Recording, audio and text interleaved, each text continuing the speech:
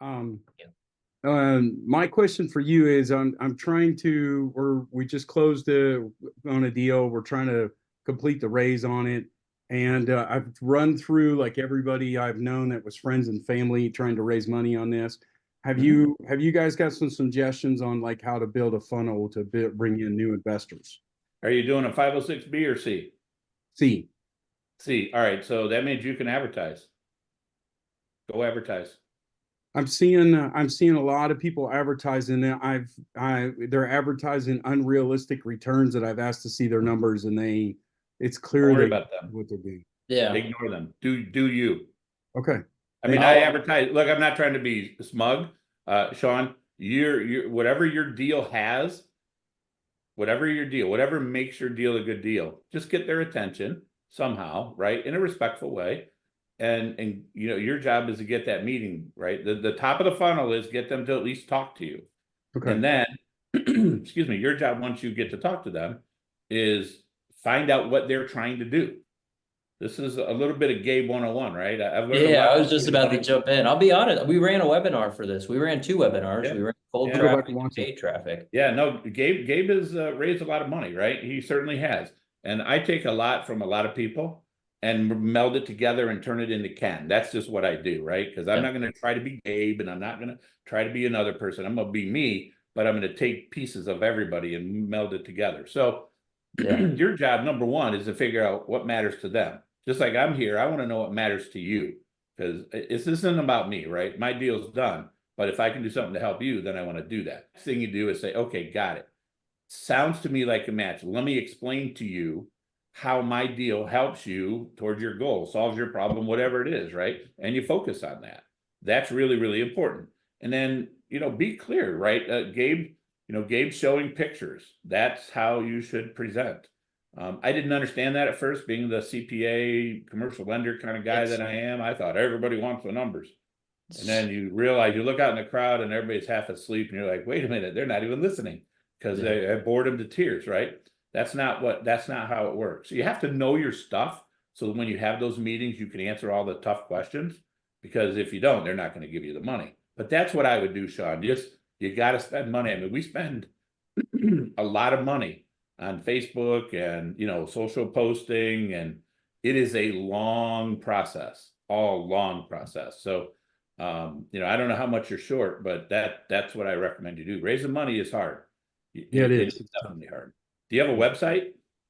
We're working on a website, so no. Yeah. So what happens? People go to your website, man. Do you have a good LinkedIn? Is it built out? Is it impressive? It's not. I've always see what's going to happen. So I don't want to interrupt, but Sean Thompson. All right, I'm telling you, I know people go to my LinkedIn.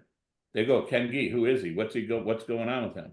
Right. Okay. And if you're not there and you don't have a website, you're hurting yourself. So go invest in those things, because even though it's hard to see, you know, I showed up at your website, therefore I invested with you. It doesn't kind of work like that, but it is part of the process of them doing their due diligence to figure out who Sean is, right? You're a pretty impressive guy. I know you are, right? And the world just doesn't know. Ken, I appreciate it. So I hope thank you. You know, I look up to you, brother. I know you're so kind. You're always kind to me. I appreciate it. Thank you. Oh, it's not kindness. It's sincerity. Well, I do appreciate that. Thank you. Thank you, sir. You tell me what else I can do to help you, man. I want to do a deal with you and Gabe someday. Well, more than anything. Let's do it. Thank you. Cool. You bet. Are you setting aside some, you know, older buildings and saying, I'm not going to touch that? Or the last thing I'll say is Trammell Crow, the billionaire, he said, if a building makes money, I love it. So I can be agnostic, right? I can be agnostic. It may be ugly looking, but if it makes money, it's beautiful to me. But yeah, no, I'm with you. Yeah, so you asked the question, do I set aside the older buildings? So what happens in your real estate career is you generally, I'm generalizing now, okay? People generally will start with the lower quality assets and then slowly work their way up. And the reason they do that is, first of all, the higher quality assets just cost a lot more. So they have to have more capital behind them. They don't necessarily always make the most money. Most people make most of their money in the value add space. So I don't have a problem with 60s, 70s, 80s product. what you need to do is underwrite it properly and understand what your improvements are going to be, right? Is if you Yes. underwrite correctly and know what you got to do to make this property work, and look, the same upside, it's there for a different reason, right? You're going to look at your rent, spend a lot of time in your rent comps. Gabe will tell you, I beat this nonstop. I mean, it's a business. You gotta look at it from the lens of a prospective renter, because that's what's going to drive how much money you can get. So figure out where the property is now, figure out if there's any loss to lease in place, and then look the next tier above it and say, okay, can I make this property competitive in that set? And if so, what would those rents look like? And that's how I prove my upside. On the expense side, though, I mean, the expenses are what they are. Just you just got to budget more for repairs and maintenance, because you know that, you know, in 1960s or 70s build Florida product, when the tenant calls and says my toilet's backed up, you're like, oh boy. Well, that means the whole thing is clogged up and you got to have it jetted, or the stack is rotted out and you got to replace it inside the wall. I mean, that's just stuff. It happens, right? So you just have to have a bigger R&M budget. That's all. That's it. And you can usually do more to a 60s, 70s, 80s product. It does not have to compete with the new stuff. In fact, our Bradenton deal, if you look, it's a 70s product. And my goal, we're just moving rent some, but I have massive space between me and the top of the market. We're talking like $1,700 and that I need to understand that, right? I'm not really comparing it to a brand new asset, but I got to understand what kind of decision the renter will make. So I look at the whole spectrum there so that I can see, where is the prospective renter going to put my property? And that's how I budget my upside. So no, I don't object to any of them at all. But if I can get newer assets, I'm gonna, because it is less painful. I would be probably more careful to shorten your hold period, because you're just, you know, those older properties, sometimes when things go bad, they're bigger expenses, right? That was the thing in Cleveland. Everything I bought in Cleveland was built in the 30s. Man, that's old. That's old, my friend. There's stuff going on inside those walls you don't even want to know about. So you know, the longer you hold it, you're just gambling, right? You're continuing to gamble. So you would go in, add value. See how my business plan just changed a little bit? Didn't mean I didn't buy it. It just meant that I changed the plan and stuck to it. As soon as I proved my market, left some for the next guy and sold it as soon as I could, because I didn't want to get caught with a big expense that, you know, really hurt me. Yeah, I understand. Thank you. It's very good points. Of course. very good. What are the things that you look for out of a potential partner? Because I know, and we'll kind of end with that, with the scale component and where KRI is going, and what that looks like for you. But what are some of the traits, questions you're asking, or things you're looking for from a potential partner on a deal? Yeah. So, I mean, any partnership, each person in the partnership has to add value, right? And what I use you as an example a lot, okay? Because a lot of people know that we've partnered, and I'm pretty open and honest with them. Look, this is why I'm partners with Gabe, because the guy's willing to work. He's willing to. I know that whatever needs to be done, he'll be there. I won't have to beg him and plead with him to go to the property if I can't get there. I'll never have to do that. At least that's what I believe, right? I know that you're going to really underwrite the deal. You're not going to give it the old college try. You're really going to visit the rent comps. You're not going to just tell me you did, right? So it's that whole work ethic thing that is really, really important, because it's unfortunate, but a lot of people that approach people with experience, they do just what you said. They said an OM and a T12 and they say, hey, I'm looking at this deal. What do you think? And I can't do anything with that, because I've got my own deals to look at and I got a lot of things to do. So that's the one thing, the work ethic, that just being willing to do the work, right? Yep. My partner early on was partners with me. He had a much bigger balance sheet than I did. And he's now retired. But what did I bring to the table? He put in most of the money. I had to put in some. He wasn't going to let me in for free. And I did all the work. And we split 50-50. Well, he solved my problem. He solved part of my down payment problem. And he solved my other problem because he had a lot of liquidity and a big balance sheet. So we were able to get debt. If you look at my track record, we leveraged the hell out of stuff early on because I was able to, because of him. Right. And I'm eternally grateful to him. As you have said so many times, you've been so nice to me with your comments. I have been the same way with this guy, right? Because he did for me what no one else would do. So make sure you just figure out, what does that guy need or gal? What do they need? How can you help them? Yeah. And if you genuinely serve them, right? I know that sounds ridiculous, but I'm telling you, if you go into a deal with somebody, I'm not trying to negotiate with you now. I'm just saying, if you go into a deal with an experienced person and you get nothing out of it except the ability to be there and do the work, I mean, Gabe, does it look a lot different once you go through the process? It is A a lot life-changing, different. it is a life-changing process, one, but the credibility, like I could just by being able to say I'm in the deal, no financial gain at all, assuming zero, don't make anything from it, but just the ability to take that conversation with Franklin Street. They love me now. They want to buy deals just because we've done these 2 deals together. Nick and Mike with Cushman, they know who I am now because of it. That was worth more than any amount of fee that I could ever make on the deal. Yeah. So that's it. That's my advice. Yeah, good. Thank you. Thank you for that. Mhm. A lot of people just don't think that people are out there that are willing to partner and actually do the deal. It's most people just sell it as a pipe dream of like, yeah, just find it and everything will work out well. It's really hard. It's really, really, really, really hard. And so I just want people to see it being a possibility and an actual thing versus just a statement. So thank you for that. What would be the best, what would be the biggest piece of advice you could give me in terms of locating these deals? Are they off market? You know, am I contacting commercial brokers? Like if you were me and you had 25 million in soft commitments, what's the first thing you're doing to try to find a deal to put this money into? Yeah. So you said you're in Central Florida. So are you on all of the commercial brokers lists in Central Florida? Are you on Newmarks? Are you on Multifamily Chapter? Are you on CBREs? Are you on JLLs? Are you on Collier's list? Are you on Cushman's list? Are you getting emails from them constantly? Not from all of them, but gotta get a on good all of them. majority of those. Okay. Yeah, Okay. I get on every single one of them. Jad Rich at Capstone, another one. You've got to get on those lists because those guys, you can try to find off-market deals. I've never been very successful doing it. I don't spend a lot of time doing it because you have a crew of brokers in Florida. These guys are like psycho, man. I mean, they are turning over. I mean, they're nuts. They work like dogs, and it's a kill. They kill each other for these deals. So I'm a little hard pressed to think that I can. If they've had 5 of those guys on them, I mean, these guys are top quality guys. Yeah. And to think that I'm going to talk somebody into selling the little me on the side and not marketing their deal, I don't see it as a productive part of the process. That's what I would do after a deal and understand what you're going to be able to do. So when you're on Newmark's list, say, can you guys introduce me to your debt guy?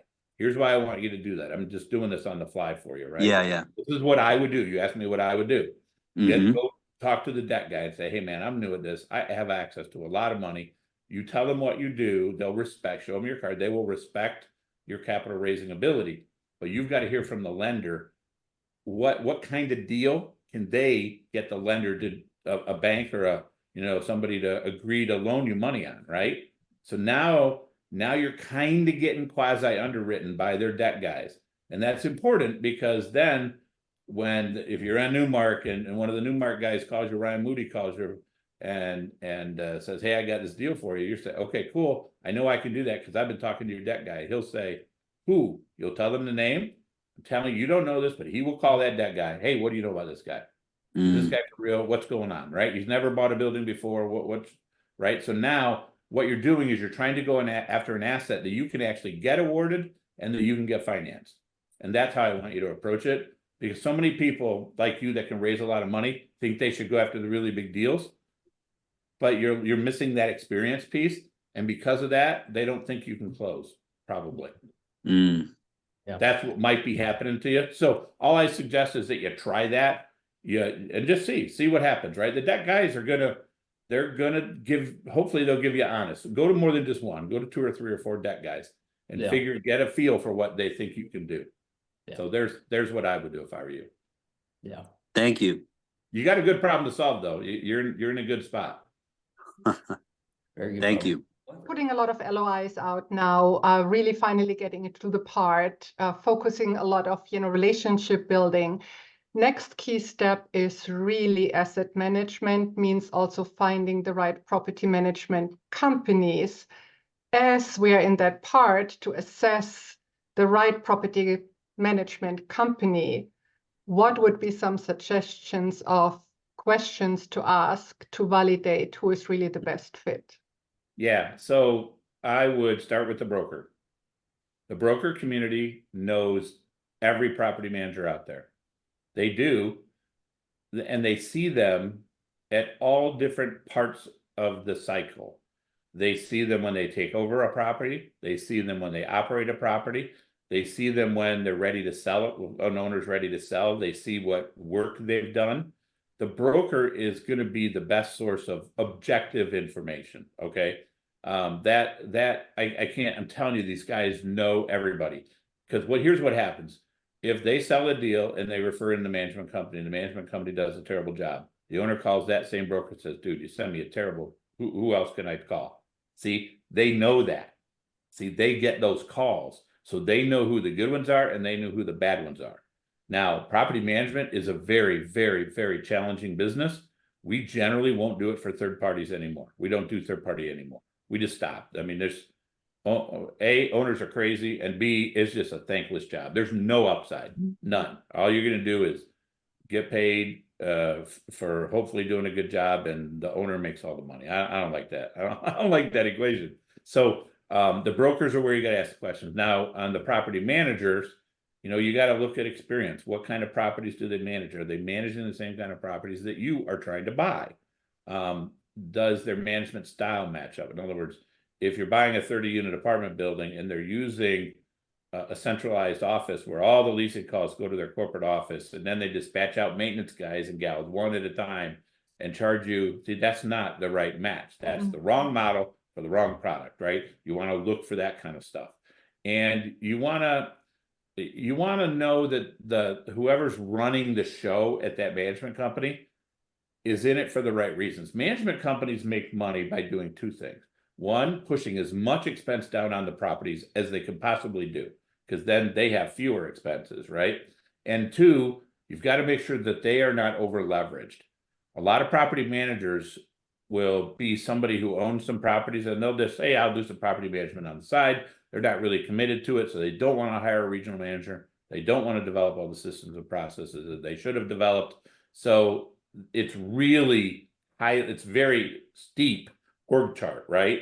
You go from the property manager all the way to the top, but there's nobody in between. And then if they grow, they just get over leveraged. Their people do. And that's when properties really start to fail. So there's a lot to unpack there. I could go on for an hour. I won't, but that'll give you an idea. The brokers know, and you'll develop a relationship with a broker. And after a while, you just keep asking them, why do you like this guy? Why do you don't like that guy? You'll start to learn and you'll figure it out, because the brokers know who the bad ones are. They do in my markets. They just don't talk about, because nobody wants the bad ones. I mean, I use them to get just general information. Hey, if I was looking at, okay, we're here today touring this property. Who's the right manager for this property? Blah, blah, blah. They'll tell you. All right, if I was buying something on the other side of town, who would you go and why? And what if I was looking at a new asset? Who would you call and why? See, now you're starting to put the picture together, and you're going to do this with several brokers. What's going to happen is you're going to have several of them calling this. You're going to suddenly, wait, I know that name. He told me that name and she told me that name. Now you're like, something's going on here. I need to go call that person. That's how you're going to find out, right? It's hard to interview, just like it's hard to interview an employee. It's equally hard to interview a property manager. Thank you. Thank you so much. To what point are you willing to partner with somebody of me once I get to bigger projects? Or is it something that I can, one, manage, but do it with your systems in place?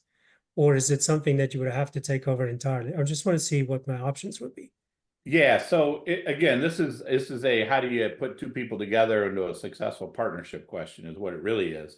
And it's going to depend on where it is. I mean, we can't manage 10 units. I can guarantee you that. We just can't, because it's just very hard to manage. That's something you're going to have to do yourself. Would I give up the management of a property? Boy, that's a good question. And it's going to depend on where it is. That one's going to be a tough one for me, because our systems are just so well developed. See, what happens to property management companies is after a while, like any business, the owner structures everything just right. You get your internal controls right. The software is wrapped around the business. Everything's functioning. And as soon as you do something to screw that up, now you've messed up the whole picture. And now they've got to figure out how to fix and develop a new system to accommodate whatever change you put in place. So like inviting you in to use my systems, well, that's a whole training issue. I mean, now I've got to go figure out how to do that with you, right? And that's not how our systems are designed to work, right? Because remember, I don't want to spend my time on property management. I have people to do that. And those people are good at what they do, but they're not good at teaching you all of our, you know what I mean? That's not what they do. So you got to find a reason to partner up with somebody. What is it that they need, right? Yeah. What is it that what value can bring to them? You know, in Gabe's case, he's brought me 2 deals that I wouldn't have done otherwise. Yeah. And The then puzzle pieces, they gotta fit well. Those 2 puzzle pieces, That's they gotta right. complement. You know, the Grant and Brandon, like they all, you know, each person complements somebody's downside. Or That's right. really good at operating. I'm really, I sitting September 5th, I was there September 6th with Andrew working the deal, talking Ken up, working this thing. Man, I got the perfect person. You already know Ken, he knows Ryan. That puzzle piece fits really well. And so Yeah. understanding each one. I will tell you, the fact that you're a GC is really appealing, because I don't have a GC, right? I mean, I'm just giving you potentials. I don't want to dangle a carrot, because I don't want to build a promise that is going to be hard for me to keep, because I just try to be honest. But the fact that you're a GC is a huge deal, right? That means you know how to do this work. And you know, if I've got a project and you've got a project that no needs a rehab, and it's a good fit, and you know what, I could say, dude, you convinced me that you know how to do this. Do it. Yeah. I'm all over that, right? Because that is valuable to me. You see, I'm talking real life now. Okay. That's how the last guy can raise a lot of money. You see what's happening? You might be in the room already with your future partner. I remember your last conversation was about not wasting brokers' time and being cognizant of their time and their efforts and everything else. Do you have anything else to bring to the table about your dealings with them, and especially for somebody starting out? Yeah. So figure out what kind of deals you're looking at, what kind of deals you can bring down, right? I know Gabe was helping you with that. And once you understand what you can buy and where you can buy it, go develop your relationship with the right brokers, right? Yeah. And spend time with them, legitimately underwrite the deals. They're not going to go to dinner with you or lunch. They're not going to do that. They don't have time for that. Mm-hmm. You know how you spend time with the broker? Go tour their property and show them that you really underwrote it and you got really legit questions. And that's how I develop my relationship with every single broker that we know. I spend time on site, and then now they're doing their job, right? And I would tell them, man, please don't go there just for me. All right, back me up against other appointments, because that would make me feel bad. You drove all the way from your office just for me, right? And they realize, man, this guy actually has some respect for me, right? I appreciate that, right? And it's the beginning of a relationship, and then you have to just know, you have to make sure they know that you're serious and do the work and ask good questions and be legitimate, right? Go after properties you could buy. Don't go first deal 150 million. I mean, I see people doing that. You are not going to get a deal. That's not going to happen. Don't do that. That's wasting brokers' time. And they're actually using you at that point. So it almost is turned against you, because they're using you against somebody else. And you have no chance of getting a deal. You're going to get all excited and think you have a chance, but you don't. You just don't. I'm just telling you. So that's what I think you should do, Jeff. They're people. They want to get deals done. So you be the solution to their problem. Let's say the deal's closed within 30 minutes, an hour. Yeah. What is that threshold line where you should consider doing the property management, or you should consider bringing on an external property manager? Yeah, that's going to depend on your life. I mean, do you have time to do it? If you do, then you do it. If you want to do it, right? But if you've got a family and a job and, you've got no time and no experience, no nothing, and the property's big enough, you're probably going to have to use a third-party manager. So it's a little bit less about how far the property is. I mean, we manage properties in there, 2-hour plane ride away, right? So that's not really about the distance. It's about what is going to fit for you. Do you have a job? Do you have a full-time job? This is my full-time job right now. Oh, well, then there you go. You should manage your own stuff. If you have the time, you might want to consider managing your own stuff because you can get paid to manage your own stuff. Right. So I'm not saying it's the fun part. Now, some other people will disagree with me and say, nope, spend all your time trying to buy. And for you to let somebody else deal with the management. But I don't know how big if you're buying, I don't know how big a deal you're trying to buy, 10, 15, 20 units. Working between 15 plus or minus and 35 plus or minus. Yeah. Yeah. So, I mean, if you buy a 20-unit property, I want you to do the math, how much it's going to cost you to get property management. I mean, it's such a small number. I mean, they won't do much for you. They can't, right? There's just not a lot of money in it, right? But if it's your money, if your time, you're paying yourself that small amount of money, you're going to get the upside if you do a good job. So I don't know. You're going to always find me trying to be in favor of managing your own stuff. And in your case, if this is all you have, I would do that because you're going to learn so much. It's going to make you a much smarter investor because you're going to see what kind of problems the building has. Again, I know there are people who will disagree with me because you should spend your time on buying, and I can understand that argument. But I just think that it's a good idea. Yeah. Well, to keep buying, you got to do a good job on the operations, and you just got to, to stay alive, you got to, do good. I mean, if you're the only guy managing a bunch of property, think about this. You own 100 units, $1,500 rents, do the math at 5%. That's a big payday for you. Yeah. At least I think it is. Yeah. Right. Now you don't have to pay a bunch of people because you can handle 100 units. If you like the content that we've shared here, please be sure to subscribe to our channel and hit the bell. So thank you again and have a wonderful day.